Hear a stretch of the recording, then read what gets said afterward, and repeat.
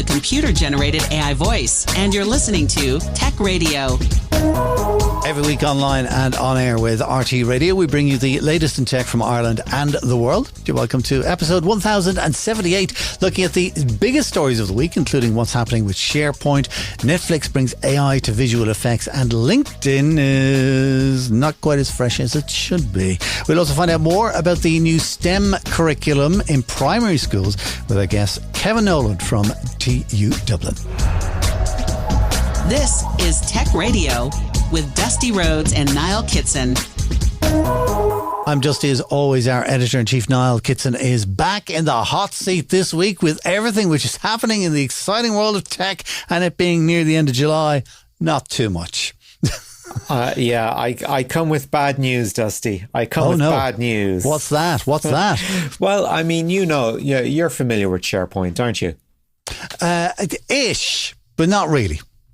Okay, well, for anyone that isn't using it, SharePoint is, it's kind of, it would be akin to a corporate version of Dropbox. You know, it's document management and storage. Okay. And you would sort of control your privileges for, downloading or viewing or editing, all this kind of thing, right? So part of the corporate toolkit, I think it's fair to say. Yeah, we would use Google Documents, but other people would use. I'm trying to think of what I know what you mean about Dropbox and stuff like that. It's that kind of a thing. Yeah. So on July 21st, a patch was issued for what they call a zero-day vulnerability, an issue that was there all along, just wasn't being exploited. And initially, this was a flaw that was found in SharePoint 2016. And the patches have been identified and have been rolled back. So if you're keeping yourself up to date with your patches, this is something that you've probably managed already by the time you're hearing this. So there's probably an element of rubbernecking involved. But basically what happened was that there were 2 zero-day flaws which allowed people to access any servers, any on-premise servers using SharePoint. And basically these were backdoors to any sort of data that were being stored on these servers. Ouch. So for any sort of organization in the States, an awful lot of federal and state agencies were at risk. And, the likes of Microsoft 365 was unaffected, right? So if you are, cloud-centric, you're fine. It doesn't affect all Microsoft products. This has been affecting SharePoint. And some people are saying this flaw has been exploited since the 7th of January, and at least 3 hacking groups have been linked to its use. At least one of them in China. So there's an element of, cyber criminals at work, an element of maybe nation states at work. Very serious flaw. Potentially an awful lot of people's data exposed to the world. But as always with these things, keep your patches up to date and maybe you'll be all right. I guess maybe it depends how tempting a target you are. Well, it's particularly worrying because Microsoft will be very, very corporate and in with kind of all kinds of government organizations and goodness knows what. So who knows what that could have gone. But you're right. Yeah, just keep patching, keep updating the whole thing. What else is going on this week? We've got new age verification rules have come into place. I mean, we've been talking about it for years. It was all kind of nailed down, I think, last October or something like that. And they said, right, I think July 21st was going to be the day that it was actually going to be put in place. So here it is. It's here now. If you want to access adult content, and besides some of the obvious, where we're talking about, violence, self-harm, eating disorders, any of those kind of subjects that you especially wouldn't want children to be exposed to. If you want to look at that kind of stuff, you've got to verify your age. And it's interesting, Niall, how the various platforms are doing it, which are affected. Okay, what? So it's not all fingerprint. No, it's not. Yeah. The way that the law has been written, and actually it's quite good, is that they said that you have to do it, but they haven't said which way you do it. Do you know what I mean? It's up to you which way you do it, but it has to be done, and it can't be just a little box that pops up and goes, "Are you over 18? Please come." That won't do. Okay. So Facebook have kind of, they're just doing a kind of a thing where, well, we have it all in place anyway, so we'll know from people's profiles if they're over 18 or not. Instagram, the way they are verifying it is taking a face video. Right. And this is kind of interesting because what they're doing is they're getting AI to take a scan of your face, either with video or photograph, but generally video is the preference. And to be able to get from the look of your face if you're over 18 or not. Oh. Which I suppose, it's true. And none of us want to be told, you look well over 18, especially by a computer. What happens if you happen to look particularly youthful? Yes, but are you going to? Well, you see, there you go. That's why it's far from infallible. So that's one of the options that Instagram is using. The other, of course, is the ID. You've got to upload government ID, which is either your driver's license or your passport, which I'm not particularly interested in doing. I'm not going, why would I give my passport to social media? Now, I am of, I grew up in an age without the internet, all right? So I would think that way. Whereas I know that a lot of people that I'm working with are in their 20s or 30s. They've grown up with the internet and they're like, no bother, boom, up, scan, done. Don't care. Yeah. All right. So there's two different points of view on that. However, with Instagram, if you want to prove you're over 18, you can either have the AI do a face video of you, you can provide a government ID, or I love this, you can have 3 friends on Instagram vouch for you and say, yep, they're over 18. Oh, that's interesting.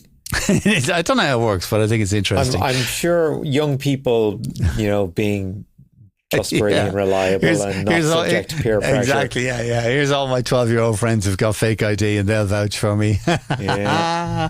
YouTube are fairly standard. You either have to provide a credit card or government ID, and that's it. TikTok get even worse than Instagram, right?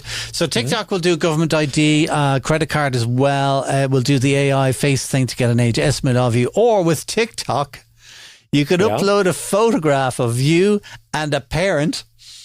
Oh, I'm detecting a cottage industry right there. Or somebody who's over 25 and you hold a piece of paper with your date of birth and a code that TikTok have sent you, and that will do for verification. Oh, that's funny. That's funny. I'll award marks for novelty. In which case, for the low price of €50, I will become your big brother. Then on LinkedIn, they're doing government ID, and it's all farmed out to a third party to do that. They're putting a big push on verified profiles. Have you done that? Have you verified your profile on LinkedIn?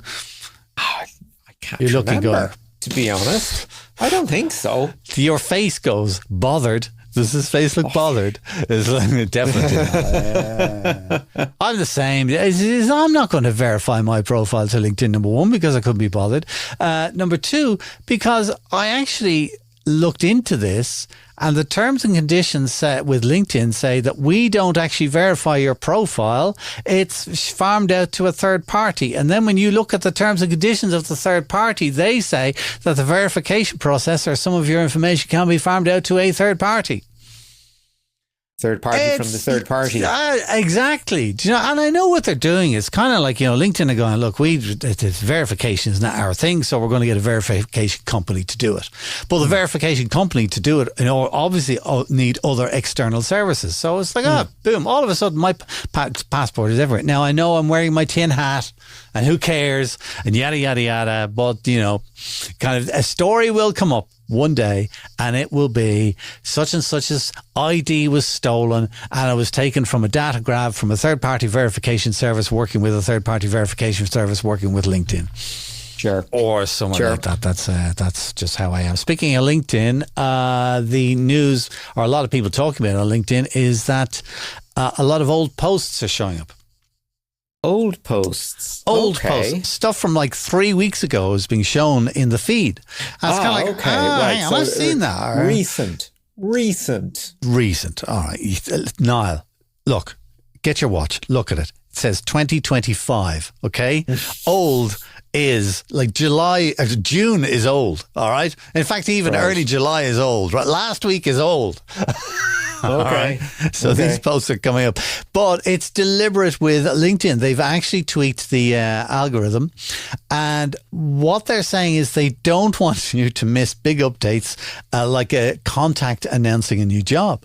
I'm thinking like most of the people I know on LinkedIn, I don't actually know. Do you know that kind of way? They're people I've met, network with and all that kind of stuff. If they got a new job, do I care? Well, I mean, it's, well done you. But I'm not going to go searching. Exactly. You know? So anyway, they want to kind of feed that to make sure that you're not missing anything out like that. But everybody in LinkedIn at the moment is just going, it just feels stale. Yeah. Anyways, Netflix, last story for this week before we get into our interview. They are another company who are using AI to put visual effects artists out of work. Well, I mean, this has kind of been expected. We've seen on LinkedIn entirely Gen AI created content. Can't remember the name of the company that's doing it. But basically tell me a story about X in a science fiction context and you get something really basic. So for anyone that is watching a show called The Eternaut, on Netflix. I haven't started watching it yet. Have you?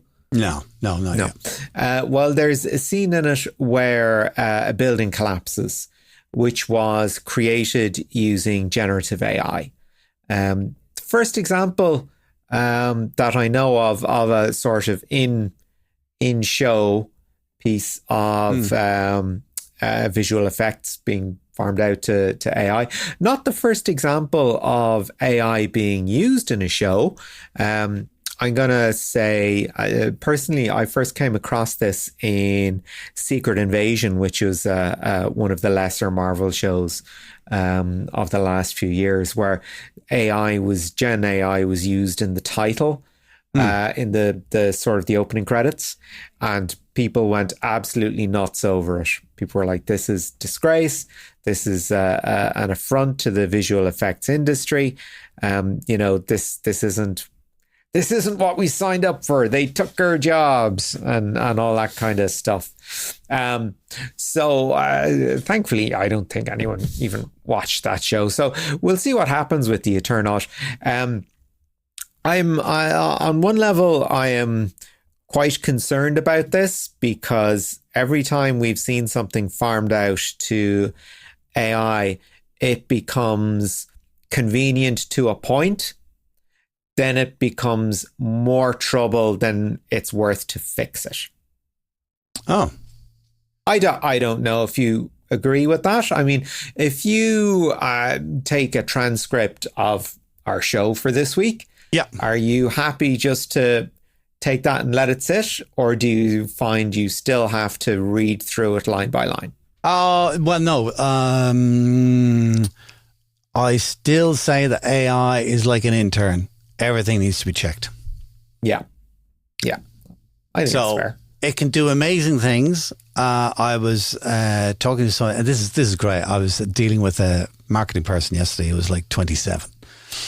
A pup. And I said, are you, and they're using Teams. And I don't use Teams. I says, just get Teams to make notes. And they went, what do you mean? I says, get it recorded and Teams should make notes. Surely it does that. And she goes, I don't know. I'm just a kid. Leave me alone. So, eventually they got recorded. They got a transcript. Okay. Didn't figure out how to do the notes. So they uploaded the transcript to ChatGPT and said, summarize this. So summary came back. She read through it and she went, yeah, that's about it. Sent it off to me. Took her about less than 5 minutes. And at the end, she's going, I am so doing that with every meeting from now on. I'm like, yeah, I've been so doing that for the last 18 months. Welcome to the party. But you do have to double check. And when I say that about meetings and stuff like that, I use it in Google Meet. sheet. And occasionally it will get something not only wrong, but it will get it spectacularly wrong, where it will say something like, during the meeting, Niall offered to buy pizza for everybody and have a staff picnic next Wednesday. When you said nothing of the sort. We were just referring to a pizza commercial on television or something like that. And they're all sitting out there having a picnic. So you've really got to watch it. Anyway, so I apologise. I'm digressing from your point about using AI as part of your work. Well, there you go. Will AI become sort of part of the visual effects toolkit? Hard to say, really. Oh, yes, it will, of course. Yeah, absolutely. Absolutely. It's here. It's here to stay. And it doesn't matter how much water and electricity that it's guzzling up and how many towns it's going to kill, etc. and so on. We want AI. The genie is out of the bottle. It ain't going to change. Anyway, there we go. Even with AI, they are the best stories that we could have come up with this week for the news, because it is super quiet being in the middle of summer. But Niall, thanks for bringing us your expertise and what's going on. From TechCentral.ie, this is the award-nominated Tech Radio from TechCentral.ie. It's the end of July, which means families across the country will soon be literally gearing up for a new school term. But it's also big news for primary school teachers as they start to integrate science, technology and engineering into the primary curriculum framework. Helping them along is the Enabling Digital Technology in Primary School programme, supported by Amazon, who've been delivering free digital resources and equipment to every primary school up and down the country. To learn more, Niall Kitson had a chat with Dr. Keith Nolan, lecturer at the School of Enterprise Computing and Digital Transformation at TU Dublin, to find out more. Keith, we often talk on the show about the talent pipeline and what can be done to encourage more young people to get involved in STEM careers. Tell us a little bit about your own experience. So my experience with kind of computer science, I suppose, started in university. I originally wanted to be a woodwork teacher, then pivoted to be a biology teacher, and then I took computer science in first year university, and I loved it. So I kind of stayed in computer science at that point. Went through my undergrad, loving it, and I started to get involved in teaching computer science to other first years as I went through my university degree, and then I ended up doing a PhD in computer science education, where I looked at how anxiety might affect students' performance in computer science. So I suppose that's where I kind of started in computer science as a career, and I pivoted then into TU Dublin teaching computer science and looking after first years predominantly. And how did you find that overlap between your own studies and sort of your career in particular, looking at that issue of anxiety? There are stereotypes out there of sort of the software development, web development having, shall we say, a larger percentage of, say, autistic people than in the general population. Have you encountered challenges like that out in the world, or is it still a bit of a stereotype? I suppose there is, that stereotype definitely does exist. And we do kind of, I don't want to say we see it in universities or anything like that, but there would be a larger cohort of students with additional needs that we do come across in university. But I suppose that stereotype, I don't particularly like it anyway. Like, the computer science is for everyone. Everyone can be taught computer science, and I am a firm believer in that. It may take some people a little bit longer than others, but I suppose I've at this point I've educated kids as young as 6 or 7, all the way up to adults who are in their 60s, 70s, who actually just wanted to take a computer science course just for the sake of it. So anyone can be taught computer science. Computer science is easy. It just has to be taught correctly, I suppose, and in a way that makes sense for people. This brings us to sort of Ed Tips as an endeavour proper. This initially started out as something for second level students, is that right? So there was, as part of the research centre that I'm involved in, CS Inclusive, we ran a project 3 years ago now at this point where the Leaving Cert Computer Science curriculum had just been introduced. We wanted to help upskill Leaving Cert Computer Science teachers who may not have had any sort of training in computer science. And we also wanted to focus on students in a TY in particular, where we wanted to kind of demystify what computer science was to them. So we took this project where we worked with industry collaborators, developed courses around really particular computer science concepts like cloud computing, and there was sensors and working with microbits and things like that. And we just wanted to make the courses as fun and interactive as possible. But we were also working with teachers where we wanted to improve their confidence as much as possible through kind of professional learning. Once that project finished, the draft curriculum of the primary school STEM curriculum was released, and in that there's a digital technology component, which is essentially just computer science. And what we kind of realized was you have 40,000 generalist teachers who, some of them may have a bit of training, but the majority of them won't have any training in computing whatsoever.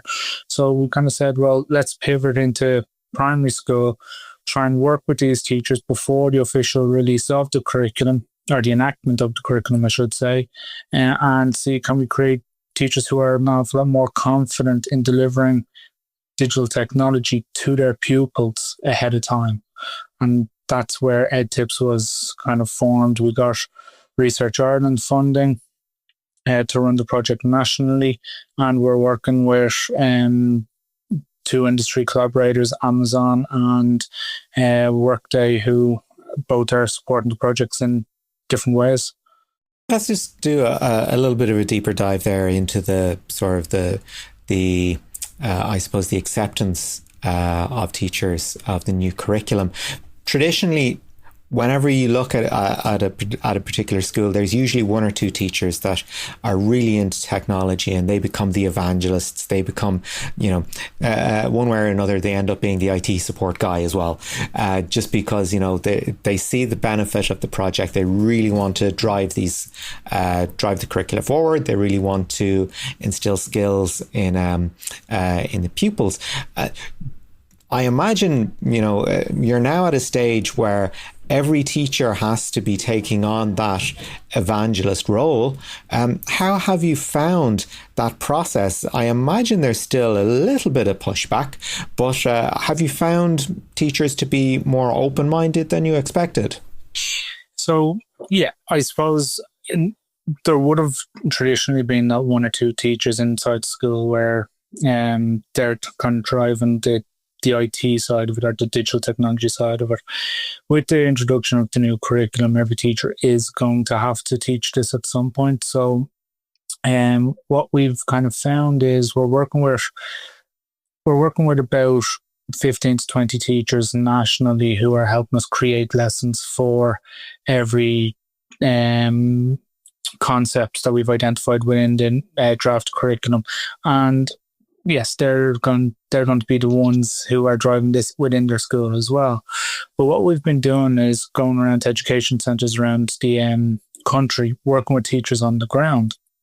And what we've been surveying them before and after our sessions just to kind of check how we're improving their confidence.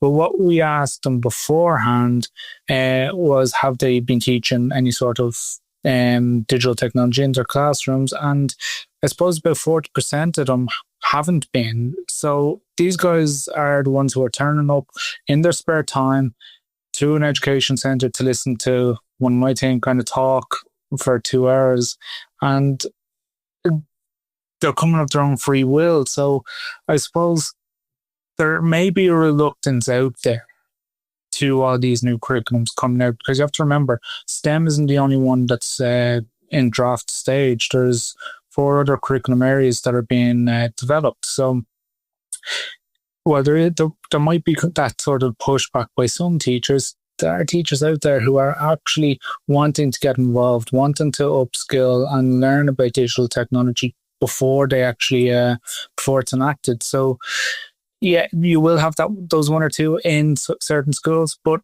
there seems to be a want to upskill in digital technology before this happens.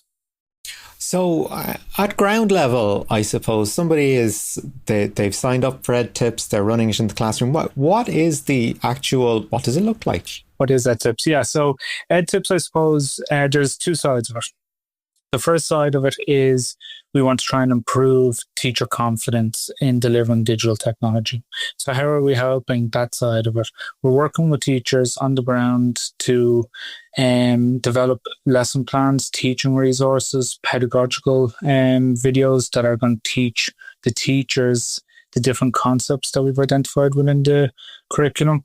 And we're packaging all that in an online system on edtips.ie, where any teacher can log in, see those resources, and actually use them in the classroom if they wish. The second part of EdTips is, and this is thanks to Amazon in Communities, they're after sending out a digital technology kit to every school in the country. So we sent out over 3,500 digital technology kits. Each kit contains a microbit, which is a little embedded computer, and there's a unplugged, it's called Rangers Powered by Tangible. It's an unplugged computing kit where it's like jigsaw pieces, and they use jigsaw pieces to solve a problem. And the idea of the kit that's been sent out, it's not to kind of use in the classroom straight away, because one microbit and the kits may not have been enough. It was to kind of get to get teachers using the kit, learning the resources, using the tools that exist out there, and to kind of try and build their confidence as much as possible. So they're the kind of 2 approaches that we're taking. We're building lessons to help support teachers, but we're also giving them the physical devices, I suppose, that we might use to teach digital technology. And I imagine there's that back and forth as well with teachers who might come back to you and say, look, this bit was really good, it was really useful. This bit over here was a little bit difficult to get across, couldn't really get my head around the concept. I imagine that conversation is ongoing. Absolutely, and like it's happening in different mediums, I suppose.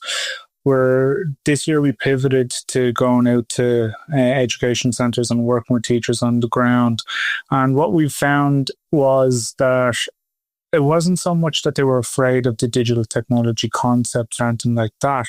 They just wanted to see it. They wanted to play with it. They wanted to kind of tangibly work with it. And that was kind of a really good experience for us, because we kind of initially said, do you know what, we'll create all these resources and just send them out into the ether, and hopefully teachers will pick them up. And that wasn't the case. So pivoting to that in-person format really worked. But what we did last year and are going to do this year again is we ran a teacher symposium, a national teacher symposium, where we brought teachers together, and we would have done a couple of workshops with them on the different tools that we're using, and we would have had a couple of panels with teachers where they were able to ask questions about the new curriculum and things like that. And what we kind of found was there definitely was apprehension around the new curriculum, but it was the lack of resources that may exist in the school, be it digital or IT infrastructure or even just lesson plans. So we are working with teachers in as much of a capacity as we can. If there's resources that are working, great, we're learning from that. The project is constantly being evaluated by other partners. And if there's tools that are working, we're iterating on them and trying to kind of use what's working across the project in a wider sense. And that was Niall Kitson chatting with Dr. Keith Nolan, lecturer at the School of Enterprise Computing and Digital Transformation at TU Dublin. This is Tech Radio with Dusty Rhodes and Niall Kitson. That's it for our show this week. Do check out some more stories online, including... TikTok is still looking for a buyer in the US. Tech Ireland opens the search for a few good AI projects. And we have a load of new health and wellbeing pilot projects for Dublin 8. You'll find all those and more online at techcentral.ie. Next week is the August bank holiday, so we're going to take a week off, but we'll be back the Friday after that with a brand new show online and with RTE Radio 1 Extra. In the meantime, do share our podcast with a friend if they're into tech and gadgets and all that kind of stuff, especially from the Irish perspective. Tell them to look up Tech Radio Ireland on Apple, Spotify or YouTube. You just say that and we're the first result. Fantastic. Until next time, from myself, Dusty Rhodes, and from Niall Kitson, as always, thanks for listening. Have a great weekend. Remember, you can get the latest Irish tech news with hourly updates, daily newsletters, and more at our website, techcentral.ie. Share the knowledge and invite a friend to listen. Search Apple, Spotify, or YouTube for Tech Radio Ireland, or listen with RTE Radio 1 Extra. Tech Radio is produced by dustpod.io for techcentral.ie. From me, Artemis, live long and prosper.